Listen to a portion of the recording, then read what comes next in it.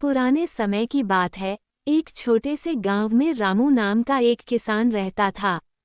रामू बहुत परिश्रमी और मेहनती था। उसका एक पुत्र था जिसका नाम राजू था। रामू ने अपनी खेती और मेहनत से अपने परिवार को सुखी रखा था।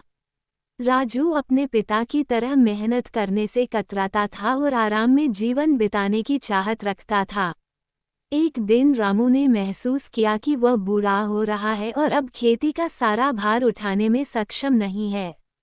उसने राजू को खेतों की जिम्मेदारी सौंपने का निर्णय लिया। लेकिन राजू को खेती की कठिनाइयों का ज्ञान नहीं था और उसने खेती का काम करने से इनकार कर दिया। उसने कहा, पिताजी, मुझे ये कठिन काम नहीं करना है। यह मेरे बस की बात नहीं है। रामू ने सोचा कि उसे अपने बेटे को एक महत्वपूर्ण सीख देने की जरूरत है। उसने राजू को खेत में एक पुरानी गाड़ी के पास बुलाया और कहा, देखो बेटा, इस गाड़ी को चलाना आसान नहीं है। इसके पहिए पुराने हो गए हैं और यह चलने में कठिनाई पैदा करती है। अगर हम इसे चलाना चाहते हैं तो हमें इसके पहियों को ठीक करना होगा।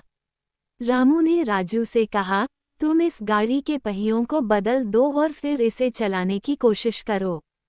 राजू ने पहियों को बदलने का काम शुरू किया और उसे बहुत कठिनाई हुई।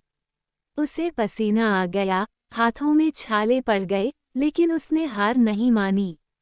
आखिरकार उसने पहियों को ठीक कर लिया और गाड़ी को चलाने में सफल हुआ। रामू ने कहा, देखो बेटा, ये गाड़ी हमारी खेती की तरह है। अगर हम इसे सही तरह से देखभाल नहीं करेंगे और मेहनत नहीं करेंगे तो यह नहीं चलेगी। लेकिन जब तुमने प्रयास किया और मेहनत की तो तुमने इसे चलाने में सफलता पाई। राजू ने अपने पिता की बात को समझा और खेती के काम को गंभीरता से लिया।